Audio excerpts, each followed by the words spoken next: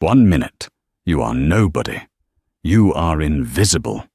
You are simply stirring sugar into your Earl Grey on a rainy Tuesday, worrying about rent and overdue library books. The next minute, you are the most targeted woman in Chicago, sitting across from a woman wearing diamonds worth more than your life. Sienna Kincaid didn't want trouble. She wanted a scone.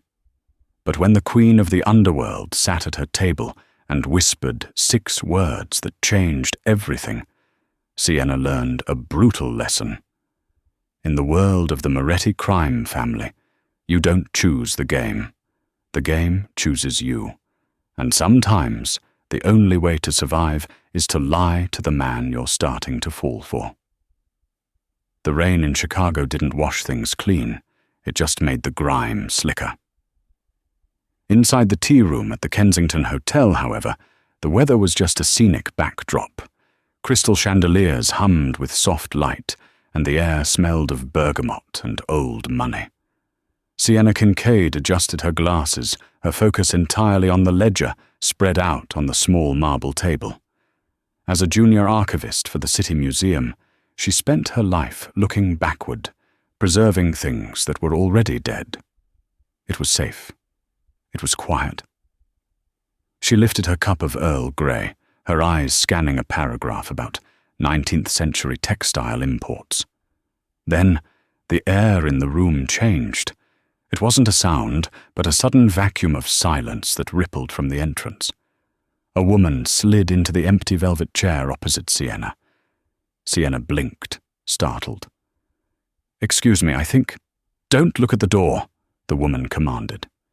Her voice was low, a jagged whisper wrapped in silk. "Pick up your spoon, stir your tea, smile at me like we are discussing your wedding dress." Sienna froze. The woman was older, perhaps in her 60s, but possessed a terrifying, preserved beauty. She wore a Chanel suit that looked like armor and dark sunglasses she hadn't bothered to remove indoors. But Sienna noticed the woman's hands. They were trembling.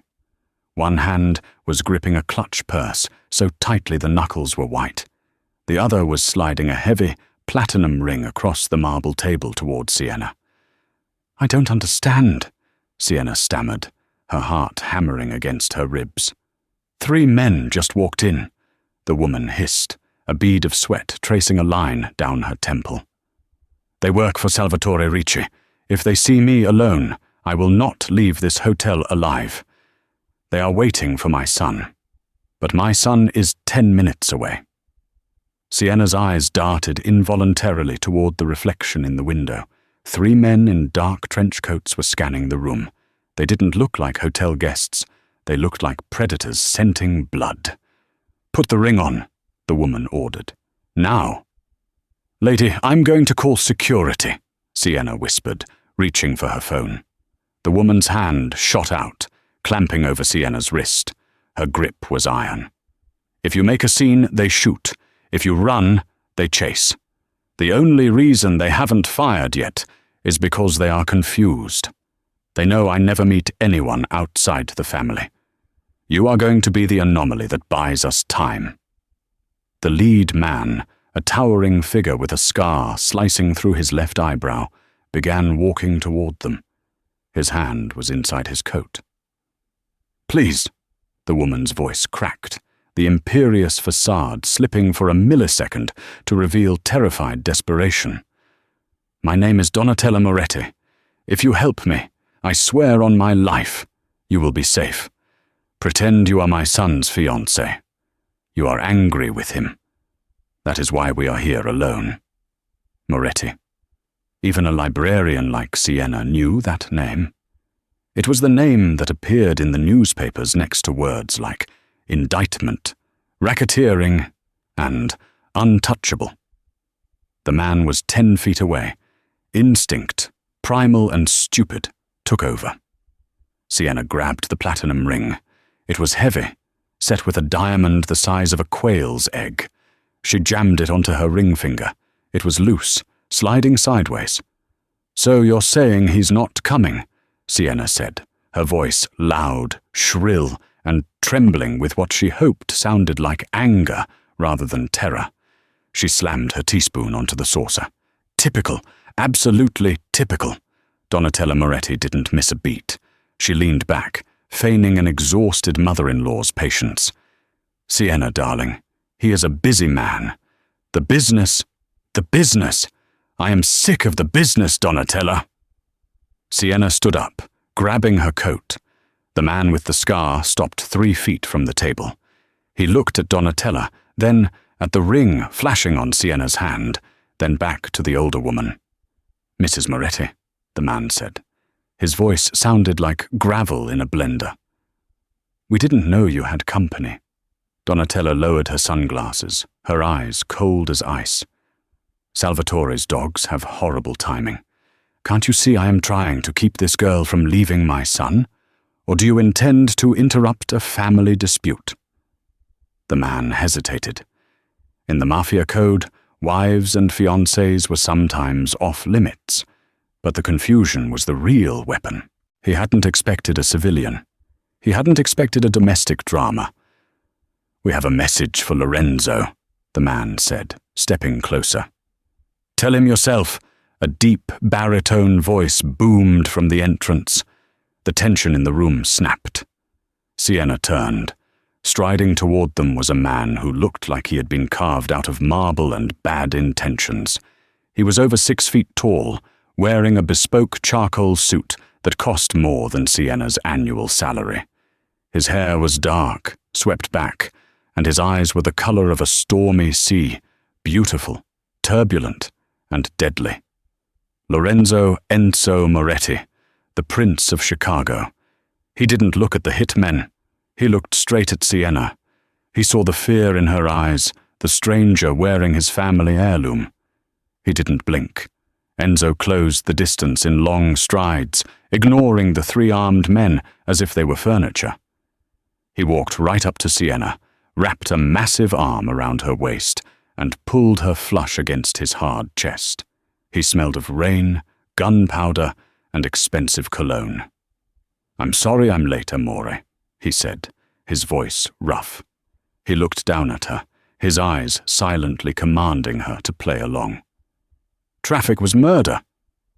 He kissed her. It wasn't a romantic kiss. It was a claim. It was hard, possessive, and meant to display ownership to the room. Sienna gasped against his mouth, her hands instinctively clutching his lapels to keep from falling. Enzo pulled back, keeping her close, and turned his cold gaze to the scarred man. "Ricci wants to talk? Tell him to make an appointment. And if you ever approach my mother or my fiancé again, I'll bury you under the foundation of this hotel." The scarred man looked at the 3 of them, the united front. The odds had shifted. The element of surprise was gone, and hotel security was beginning to notice the standoff. "Lucky day," the hitman sneered. He signaled his men. They backed away, disappearing into the hotel lobby crowd. Sienna's knees gave out. Enzo held her up, his grip tightening. "Don't faint," he whispered into her ear, his voice losing the warmth of the performance. It was steel now. "Walk to the car. If you fall, they'll know you're a fake." The ride in the back of the armored Mercedes SUV was silent and suffocating. Donatella sat on the opposite leather bench, checking her makeup in a compact mirror as if she hadn't just stared death in the face. Enzo sat next to Sienna, the space between them radiating heat and hostility. Sienna tried to pull the ring off. I want to go home. Please. You said I'd be safe." Enzo looked at the ring, then at her face. He had a sharp jawline, covered in a shadow of stubble. "Who are you?" Sienna Kincaid. I'm an archivist. I was just having tea." "She saved my life, Enzo," Donatella said, snapping her compact shut. "Ricci's men were going to take me. They would have used me as leverage to make you give up the Port Authority contracts." "This girl," she thought quickly. Enzo ran a hand over his face. "You put the heirloom ring on a civilian, Mother? Do you have any idea what you've done?" I bought us time, Donatella snapped. Ricci thinks you're engaged. He hesitated. That hesitation saved us. And now she has a target on her back, Enzo growled. He turned to Sienna, his dark eyes narrowing. Ricci isn't stupid. He's going to vet you. By morning, he'll know where you live, where you work, and what bus you take. If you go home tonight, you'll be dead by sunrise. He'll torture you to find out what you know about us. Sienna felt the blood drain from her face. I don't know anything about you. I don't want to know anything. It doesn't matter what is true, Enzo said, his voice dropping to a terrifyingly calm register. It matters what it looks like. And right now, it looks like you are the woman who will bear the next generation of Morettis. That makes you a high-value asset to me and a liability to my enemies.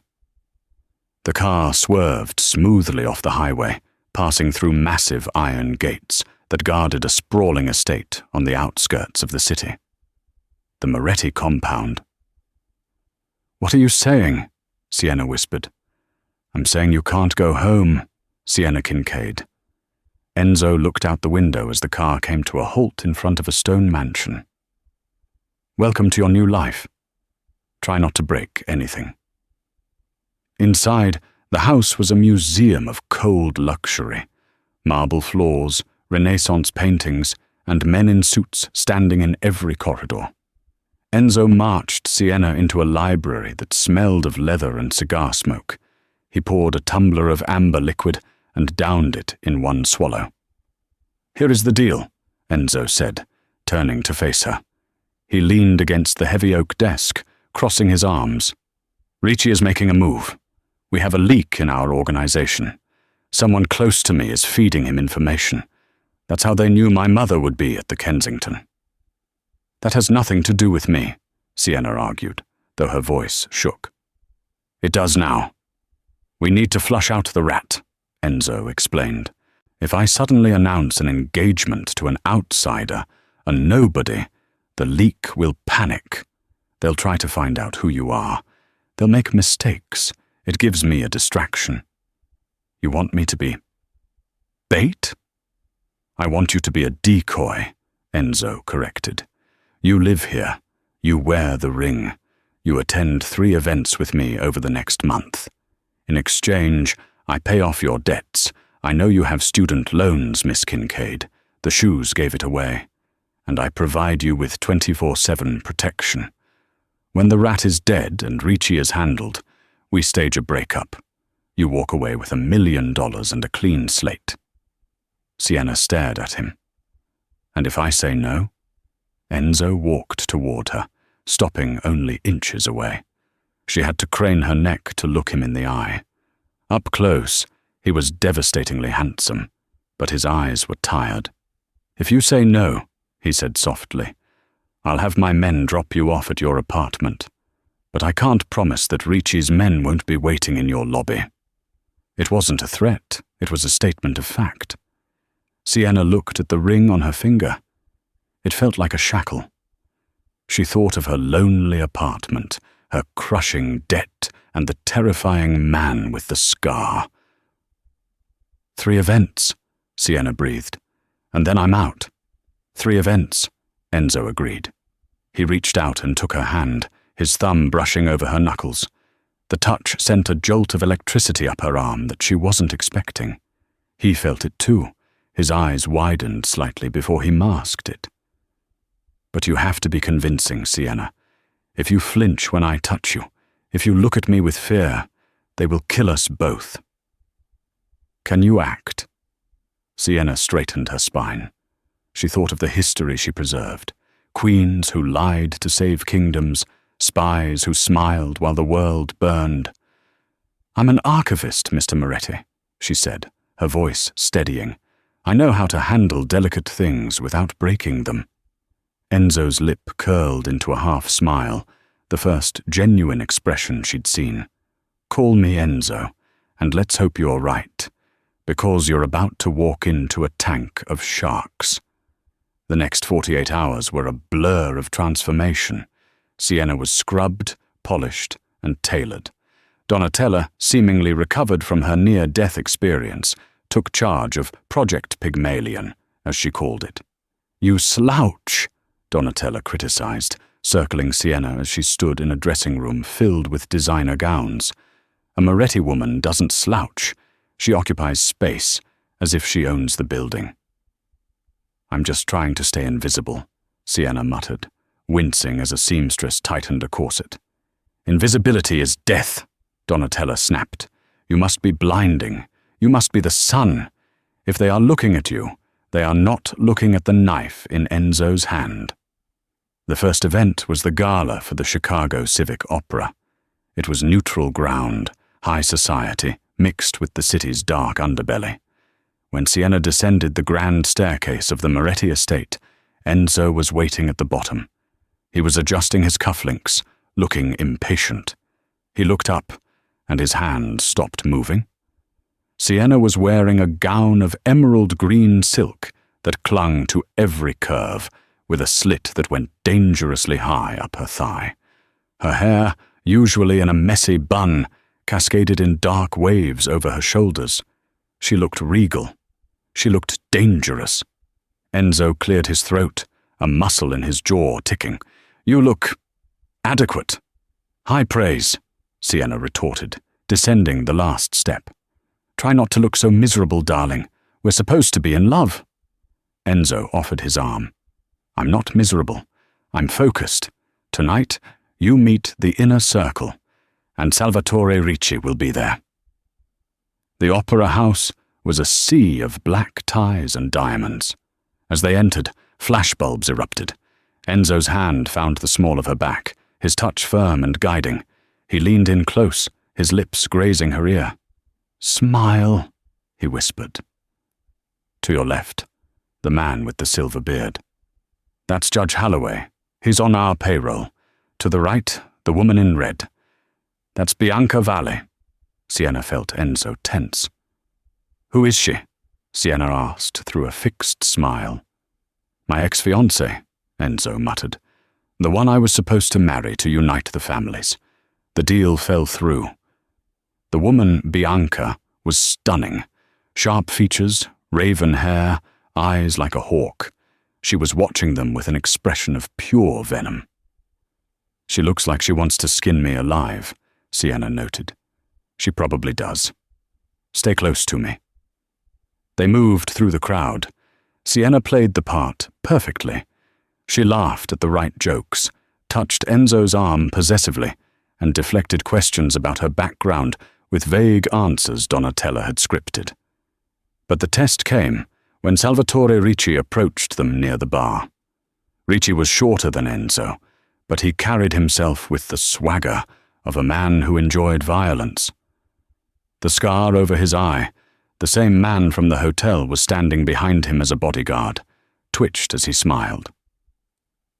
"Lorenzo," Ricci said, his voice oily. "And the mystery woman. The city is buzzing. Salvatore," Enzo nodded, his body shielding Sienna slightly. "This is Sienna." Ricci took Sienna's hand, bringing it to his lips. His eyes were cold, dead things. "A pleasure. I didn't know Lorenzo had a taste for simpler things. Where did you say you were from?" "I didn't," Sienna said, her voice cool. She pulled her hand away. "And I prefer my tea without pests, Mr. Ricci. I hope your men have learned some manners since the Kensington." The circle of people around them went silent. "You didn't talk to Salvatore Ricci like that." Enzo went rigid, ready to draw a weapon. Ricci stared at her, then threw his head back and laughed. "Feisty. I see why you like her, Enzo. She has claws." He stepped closer, dropping his voice. "But be careful, little bird. Canaries in coal mines usually stop singing eventually." Ricci walked away, his laughter trailing off.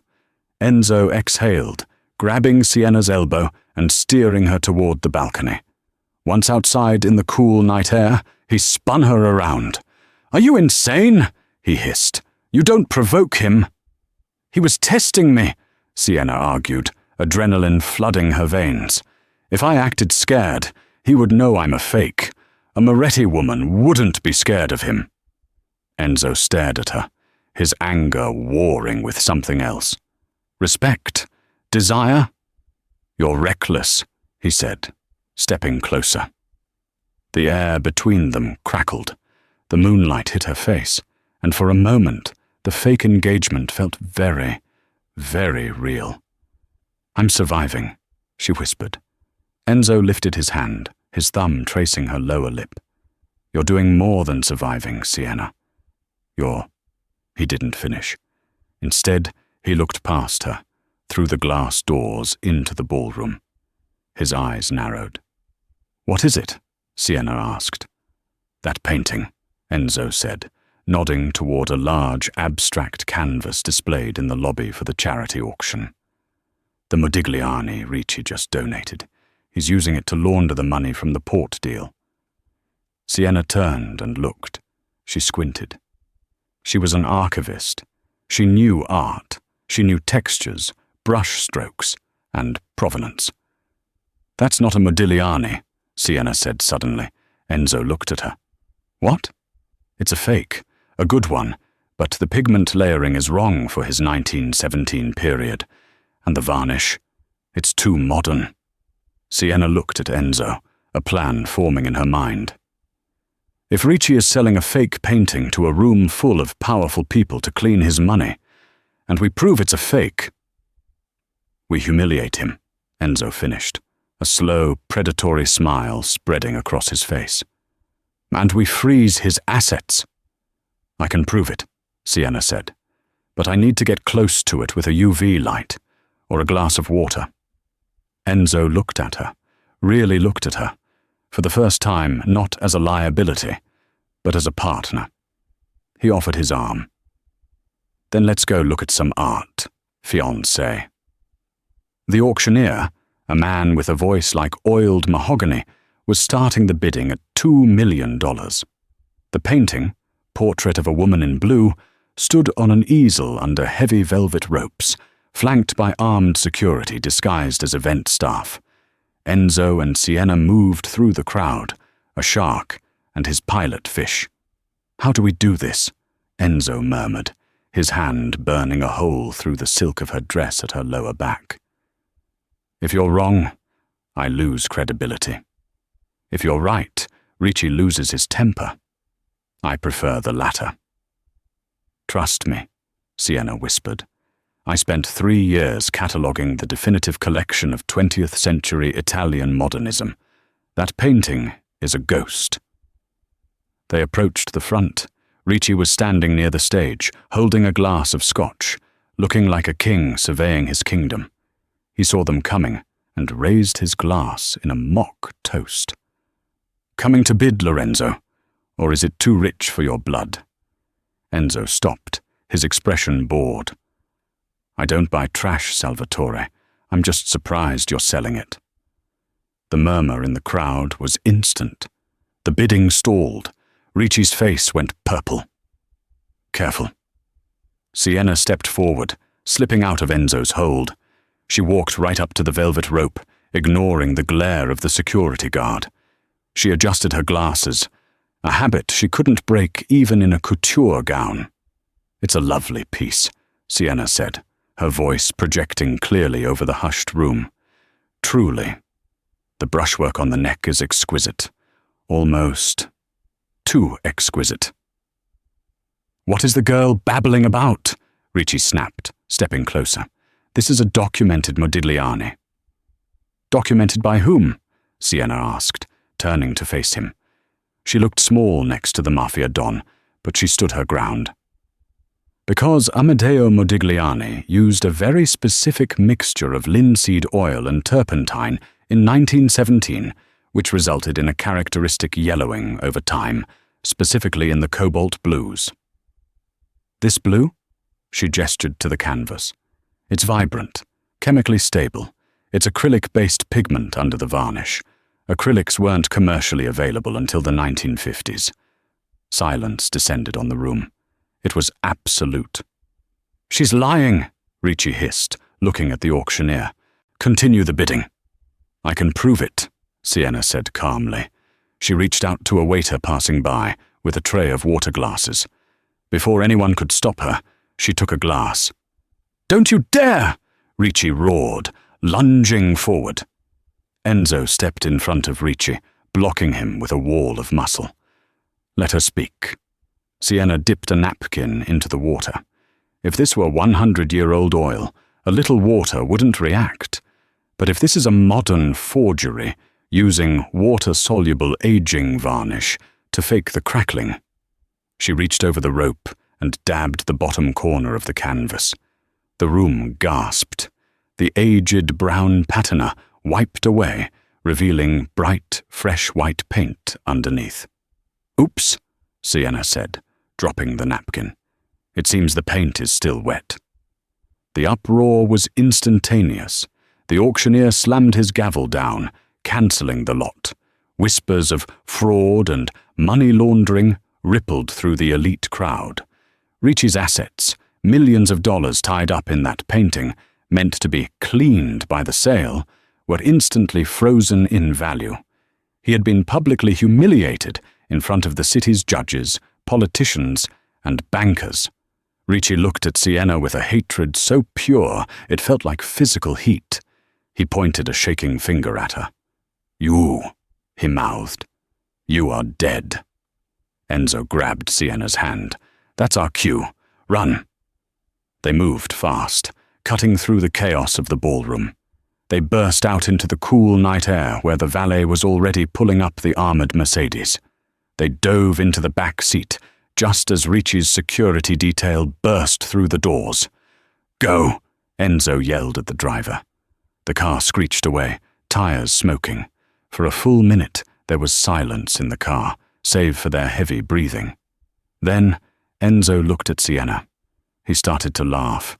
It was a deep, rusty sound, as if he hadn't used it in years.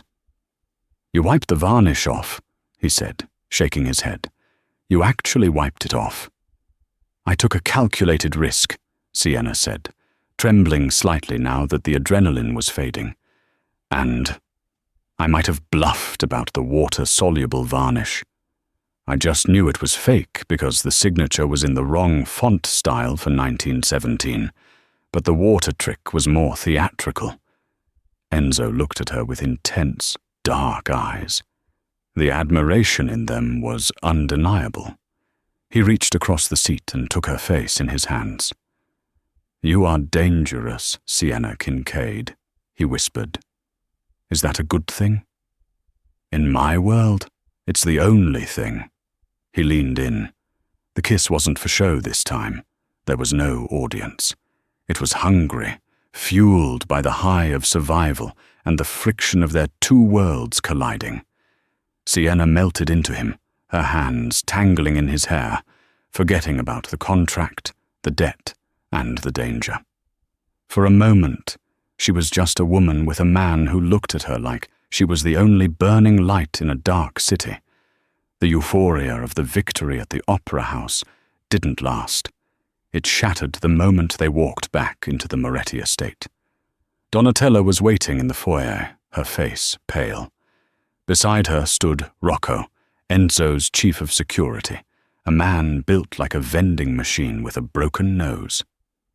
"We have a problem," Rocco said, his voice grim. Enzo pulled away from Sienna, the warmth vanishing from his eyes, replaced by the cold armor of the Don. "What happened?" "We swept the house while you were gone," Rocco said. "Standard procedure since we suspected a leak. We found this in Miss Kincaid's room." Rocco held out a plastic evidence bag. Inside was a small, black electronic device. "A listening device," Enzo said, his jaw tightening. "In her bedroom." "Under the bed," Donatella added, her voice trembling. "Someone put it there after she arrived.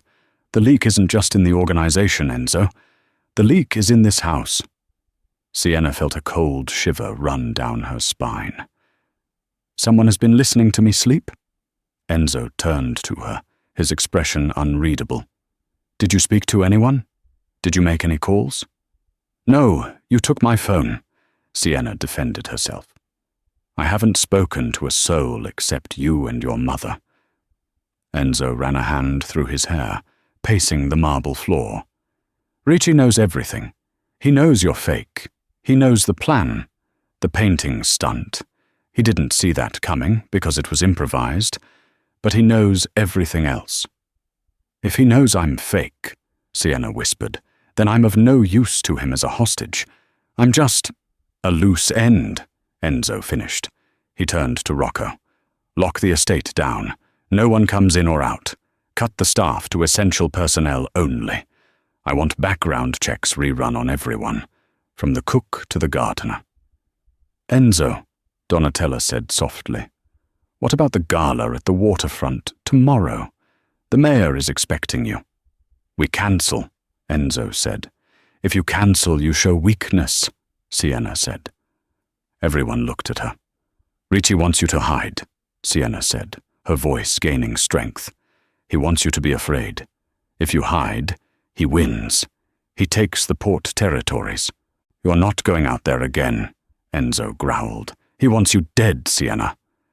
He wanted me dead yesterday too, she countered. But now I know he's watching. We can use that. How? Feed the bug, Sienna said. Let the spy hear what we want them to hear. Give them false information. Lure Ricci into a trap. Enzo stared at her. The silence stretched, heavy and thick. You are asking to be bait again, he said quietly. I'm tired of being the victim, Enzo. I want my life back. The only way out is through. Enzo walked over to her. He didn't care that his mother and head of security were watching. He took her hands. If this goes wrong, there is no second take. There is no security team that can save you if you are in his grasp. Then don't let go of me, she said. Enzo nodded slowly.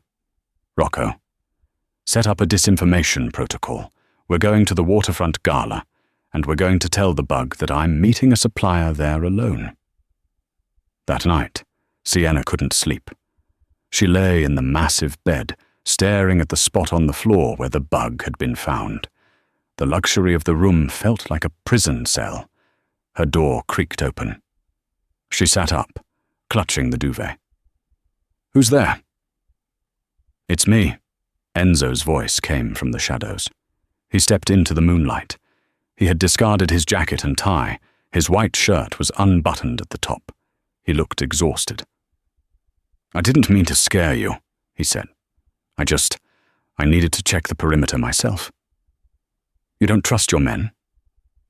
Tonight? I don't trust anyone. He walked to the window, looking out at the dark grounds. You were brave today. Braver than most men I know. I was terrified, Sienna admitted. I still am. Enzo sat on the edge of her bed. The mattress dipped under his weight.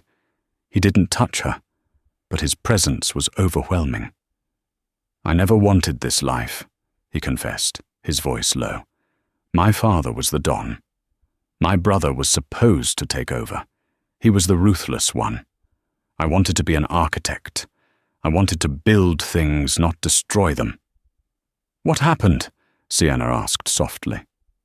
Ricci happened. He killed my brother 5 years ago. I had to step up to protect my mother, to protect the family. He looked at his hands. Now, I build empires out of bones. Sienna reached out, covering his hand with hers. You're not like them, Enzo. I saw you at the museum. You looked at the art like you loved it. You saved me at the tea shop when you could have walked away. Enzo turned his hand over, interlacing his fingers with hers. I can't promise you a happy ending, Sienna, but I promise you this. As long as I have breath in my lungs, no one will hurt you. He leaned in, and this time the kiss was gentle, desperate, and filled with a longing that terrified them both. It wasn't a performance. It was a seal, a silent vow. The waterfront gala was held on a massive private yacht docked at Navy Pier. The Chicago skyline glittered in the distance. a beautiful cage of glass and steel. The trap was set. They had leaked information via the bug that Enzo would be meeting a weapons supplier in the lower cargo hold at midnight. The plan was for Rocco and his team to ambush Ricci's men when they came to intercept the deal. Sienna stood on the deck, the wind whipping her hair. She wore a dress of midnight blue, looking like the ocean itself. Enzo stood beside her, his hand never leaving her waist. "It's almost midnight." Enzo checked his watch. "Rocco is in position. Go to the VIP lounge. Stay with my mother. Do not leave her side." "Be careful," Sienna whispered. Enzo kissed her forehead. "I'll be back before the fireworks start." He disappeared into the crowd. Sienna watched him go, a knot of dread tightening in her stomach. She turned to find Donatella, but a waiter bumped into her, spilling a tray of drinks. "I am so sorry, Signora." The waiter apologized profusely, creating a chaotic barrier between her and the VIP lounge. In the confusion, a hand clamped over Sienna's mouth. She tried to scream, but a damp cloth pressed against her nose. The smell of chloroform was sickly sweet. "Hush now, little archivist," a female voice whispered in her ear. Bianca. Sienna's vision blurred. The last thing she saw was Bianca Valli's smiling face, and behind her, the trusted face of the traitor. It wasn't Rocco. It wasn't the maid. It was Judge Halloway, the man Enzo paid, the man who had smiled at them at the opera. "Sweet dreams," Bianca whispered. Darkness took her. When Sienna woke, the world was swaying. She was seated in a metal chair, her hand zip-tied behind her back, her head pounded with a chemical hangover. She blinked, focusing on her surroundings. She was in a shipping container. The air smelled of salt and rust. The door was open, revealing the dark water of the harbor. "She wakes!" Salvatore Ricci's voice boomed. Sienna jerked her head up. Ricci was sitting on a crate, cleaning his fingernails with a knife. Bianca stood next to him, smoking a cigarette, looking bored. "Where is Enzo?" Sienna rasped. "Lorenzo is currently busy shooting at empty shadows in the cargo hold of the yacht." Ricci laughed. He fell for the bait. He thought he was trapping me. I was trapping him. I knew you found the bug. I fed you false hope. "You're going to kill me?" Sienna asked, trying to keep her voice from breaking. "Eventually," Ricci shrugged. "But first I'm going to call Lorenzo. I'm going to let him hear you scream. And then he is going to sign over the entire South Side to me in exchange for your life." Bianca stepped forward, blowing smoke in Sienna's face. "He won't sign it, Sal. He doesn't love her. She's a prop, a fake." "We'll see." Ricci grinned. He pulled out a phone and dialed. He put it on speaker. "Ricci," Enzo's voice came through, sounding breathless and filled with gunfire in the background. "You coward, where are you?" "Wrong question, Lorenzo," Ricci smirked. "The question is, where is your fiancée?" The gunfire on the other end stopped instantly. "If you touch her," Enzo's voice was a low growl from hell, "I will burn this city to the ground." "She's here with me. We're taking a little boat ride. You have 1 hour to sign the transfer deeds for the port. If you don't—" Ricci walked over to Sienna and grabbed her hair, yanking her head back. "Say hello, darling." Sienna gritted her teeth. She refused to give him the satisfaction. But Ricci pressed the cold blade of his knife against her cheek, drawing a thin line of blood. "Enzo!" she screamed involuntarily. "Tick-tock, Lorenzo!" Ricci laughed and hung up. He tossed the phone to Bianca. "Watch her. I need to prep the boat." Ricci left the container. Bianca looked at Sienna, a sneer curling her red lips. "You think you're special?" Bianca asked, circling her. "You think he loves you? He's using you, just like he used me." Sienna looked at the woman. She saw jealousy, yes, but she also saw hesitation. He didn't use you, Bianca, Sienna said, her mind racing. She had to stall. He respected you. He told me. Shut up. He said you were the only one who understood the burden, Sienna lied, weaving a narrative she hoped would stick. He said breaking the engagement was the hardest thing he ever did, but he did it to protect you from this life. Bianca froze. He said that? Yes, Sienna pressed. Ricci is going to kill me, Bianca. That's fine. I'm nobody. But after he kills me, do you think he's going to let you live? You're a loose end. You know too much. Bianca's eyes darted to the door where Ricci had exited. He promised me half, Bianca muttered. He's a liar, Sienna said. He sold a fake painting to his own friends. Do you really think he's going to share his empire with you? A loud thud echoed from the roof of the shipping container. Bianca looked up. What was that? Another thud. Then the sound of metal tearing. Suddenly, the side of the shipping container exploded inward. Smoke filled the small space. Bianca screamed and stumbled back, dropping her gun. Through the smoke, a figure emerged. He wasn't wearing a tuxedo anymore.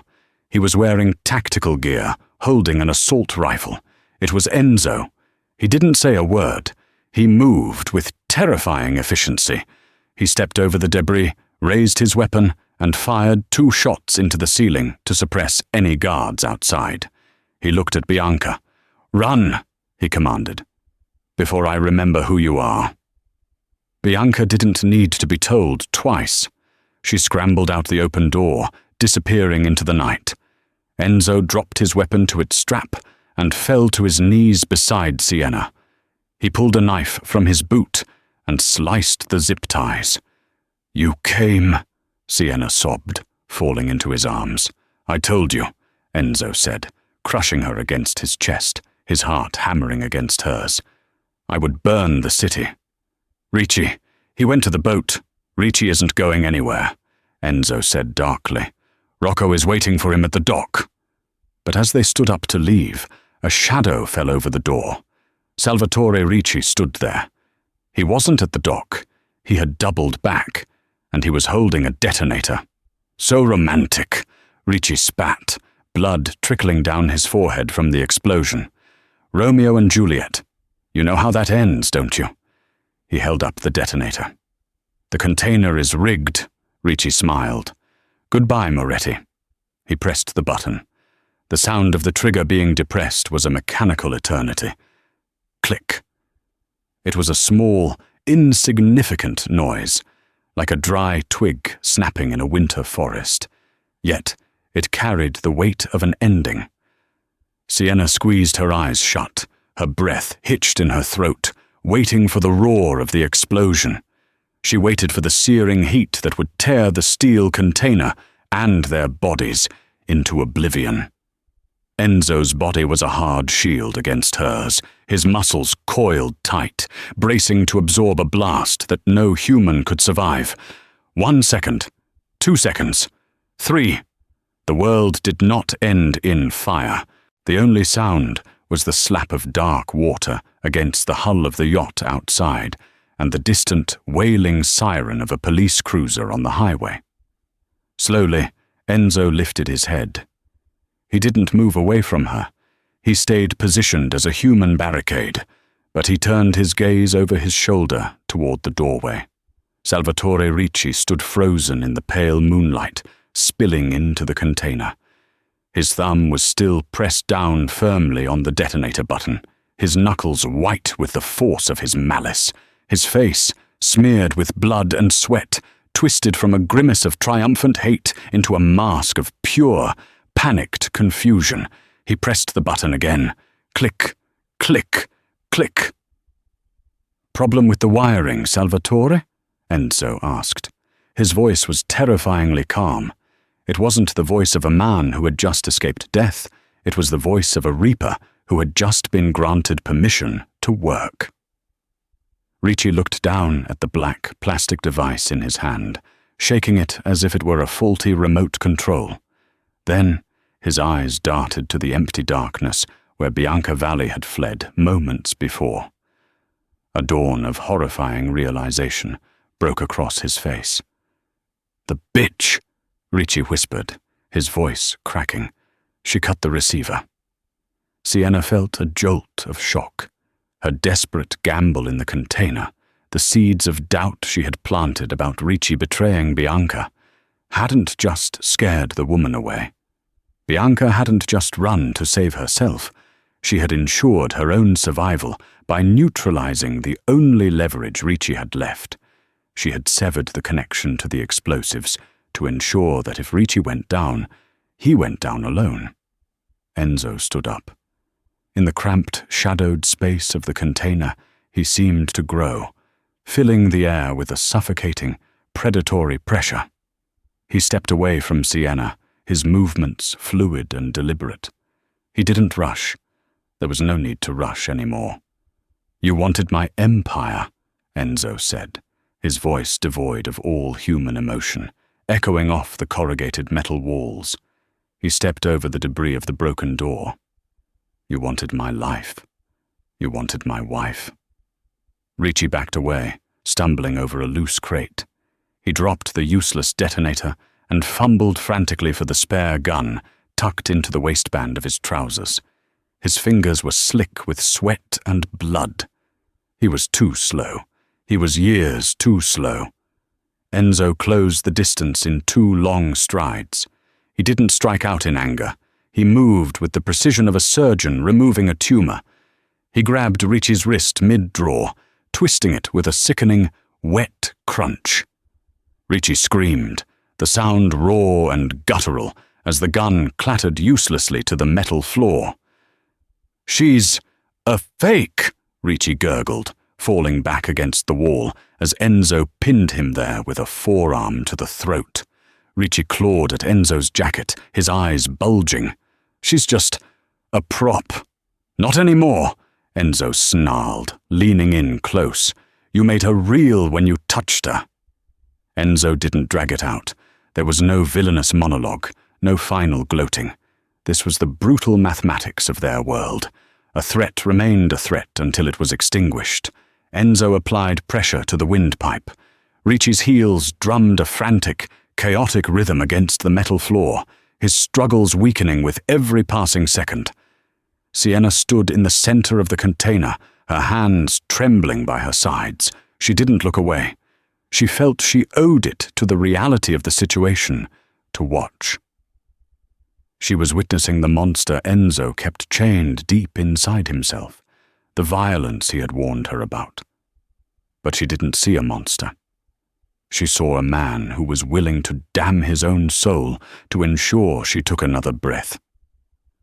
Ricci went limp, sliding down the wall like a discarded marionette when Enzo finally stepped back. Silence reclaimed the docks. It was heavy, thick, and final. Enzo stood over the body for a moment, his chest heaving, his hand still clenched into fists. Then, the rage seemed to evaporate, replaced by an overwhelming wave of anxiety. He spun around, searching the shadows for her. "Sienna." He rushed to her, but stopped a foot away. His hands hovered in the air, trembling. He looked at his own palms, then at her pristine dress. He felt unclean. He felt contagious. "Are you hurt? Did he cut you badly?" He kept his distance, his eyes frantically scanning the shallow knife wound on her cheek where Ricci had drawn blood. "I'm okay," she whispered. She stepped forward, closing the gap he was trying to maintain. She reached out and took his shaking hands, pulling them toward her. "Enzo, look at me. I'm okay. You saved me." "I almost got you killed," he corrected harshly, his voice breaking. The adrenaline was crashing, leaving behind a jagged vulnerability. "I brought you into this. I let him take you. And you came back for me," she said firmly. She pulled him into a crushingly tight embrace. Enzo let out a shuddering breath and buried his face in the crook of her neck, inhaling the scent of her, proving to himself that she was warm, alive, and real. Never again, Sienna. I swear on my mother's life. Never again. Outside, tires screeched on the pavement. Doors slammed. Rocco and the extraction team had arrived. The next hour was a blur of grim efficiency. Rocco entered the container, took one look at Ricci's body, and nodded once. There were no questions asked. The security team formed a perimeter, ushering Enzo and Sienna into the back of a waiting armored SUV. The ride back to the Moretti estate was different from the ride to the opera. There was no performance. There was no banter. Sienna sat curled into Enzo's side, her head resting on his shoulder. His arm was locked around her waist, a band of steel that refused to loosen even when they passed through the safety of the estate gates. When they entered the main hall, the house was ablaze with lights. Donatella was waiting in the library, pacing the Persian rug. She held a glass of brandy in a hand that shook noticeably. When she saw Sienna walk through the door, dirty and bruised but alive, the iron matriarch, the woman who had stared down hitmen in a tea shop, crumbled. She crossed the room and pulled the younger woman into a fierce, unexpected hug. I thought. Donatella's voice failed her. She pulled back, gripping Sienna's shoulders. You did well, child. You did. Very well. She turned to Enzo, her demeanor hardening instantly as she addressed business. Judge Holloway has been dealt with. We found the transfers he was preparing for Ricci. The leak is plugged.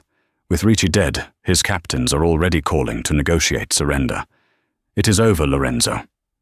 We won. Enzo looked at his mother, his eyes dark and exhausted.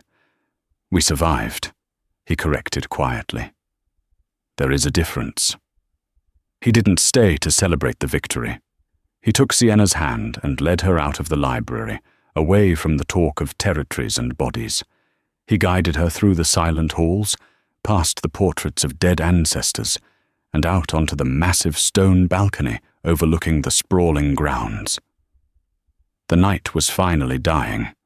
The first grey hints of dawn were bleeding into the horizon over Lake Michigan, painting the sky in bruises of purple and gold. The air was cold, biting with the promise of autumn. Enzo walked to the stone railing and looked out at the sunrise. He reached into the inner pocket of his ruined tuxedo jacket and pulled out a sleek, black velvet box. He held it in his palm for a long moment, staring at it as if it weighed 1,000 pounds. The deal is done, Enzo said quietly, not looking at her. Ricci is dead. The family is secure. The debt is paid. You fulfilled your end of the bargain 10 times over, Sienna. He turned and held the box out to her. Sienna's heart hammered against her ribs. She took the box, her fingers brushing his. She opened it. Inside there was no ring. Sitting on the velvet cushion was a silver key and a folded Swiss passport. A safety deposit box in Zurich, Enzo explained, his voice flat, rehearsed. There's $2 million inside. The passport is real, but the name is new. It's a clean identity, Sienna. No one will ever find you. You can go to Paris, you can finish your degree, you can go back to being Sienna the archivist. He looked at her then, and the pain in his eyes was devastating. You can be safe. Sienna stared at the contents of the box. It was everything she had desperately wanted in that tea shop just a week ago. Freedom from the crushing student debt. Safety from the men in trench coats. A quiet, normal life where the biggest danger was a paper cut. She looked at the key. It represented logic. It represented survival. Is this what you want? Sienna asked, her voice tight. You want me to leave? Enzo gripped the stone railing until his knuckles turned white. He looked like a man tearing his own heart out to save it from burning. I want you to live. My world. It's poison, Sienna. You saw that tonight. You saw what I am. I am a killer. I solve problems with violence. You don't belong here. You belong in a museum, surrounded by beautiful dead things that can't hurt you. Don't tell me where I belong, Lorenzo Moretti." Sienna snapped the velvet box shut with a sharp clack. She walked over to the railing, standing toe-to-toe with him. The timid girl who worried about library fines was gone, burned away in the crucible of the last 48 hours. In her place stood a woman who had looked the devil in the eye and lied to his face. "You think I can go back?" she asked, her voice rising. "You think I can just sit in a tea room and pretend I didn't feel this? After what we did? After what I felt? I saved your empire with a glass of water, Enzo. I outsmarted Salvatore Ricci's mistress. I'm not a civilian anymore. You made sure of that." "Sienna, please," he begged, his voice cracking. "If you stay, you will never be truly safe. There will always be another Ricci. There will always be a war." "I know," she said calmly. She reached out and took his hand, placing it over her heart. It was beating fast, steady and strong. "But I was invisible before. I was safe, and I was lonely, and I was miserable. I would rather be in danger with you than safe alone in Paris." She held up the velvet box. She looked at him one last time, a silent question in her eyes. He didn't stop her. Sienna tossed the box over the balcony railing. They watched it arc through the morning light before disappearing silently into the dense, dark hedges 20 feet below. $2 million and a ticket to freedom, gone. Enzo stared at her, his beautiful, turbulent eyes wide with disbelief and a dawning, profound hope. "You threw away $2 million, he choked out, a breathless laugh escaping his chest. "I'm investing in my future," Sienna smiled, though tears were finally pricking her eyes. She lifted her left hand. The dawn light caught the massive diamond. The Moretti heirloom ring Donatella had slid across the table at the Kensington. It wasn't loose anymore. It didn't slide sideways. It fit her finger perfectly, as if it had been resized by destiny itself. "Besides," she whispered, stepping into his space, "I believe the contract stated I was promised a wedding." Enzo let out a breath he seemed to have been holding since the moment he first saw her terrified reflection in the hotel window. The walls came down. The Don vanished, leaving only the man. He pulled her into his arms, burying his hands in her hair, kissing her with a passion that promised her everything: his protection, his loyalty, his empire, and his soul. "You're going to make a terrifying Don's wife, amore," he murmured against her lips, the first rays of the sun illuminating them both. "I certainly hope so," Sienna Kincaid replied, looking out over the waking city that was now theirs to rule. "I had an excellent teacher." And that is the story of how Sienna Kincaid went from a quiet tea time to ruling the Chicago underworld. It's a brutal reminder that sometimes the greatest loves are forged in the hottest fires. What do you think? Was Sienna crazy to throw away the key to freedom? Or did she make the right choice, choosing a life of danger with Enzo? Would you have run to Paris or stayed for the Don? Let me know your thoughts down in the comments below. I read every single one. If this story kept you on the edge of your seat, please smash that like button. It really helps the channel grow. And if you want more gripping, high-stakes romance dramas like this one delivered right to your feed, hit that subscribe button and ring the notification bell so you never miss an upload. Thanks for watching, and until next time, keep your tea hot and your secrets close.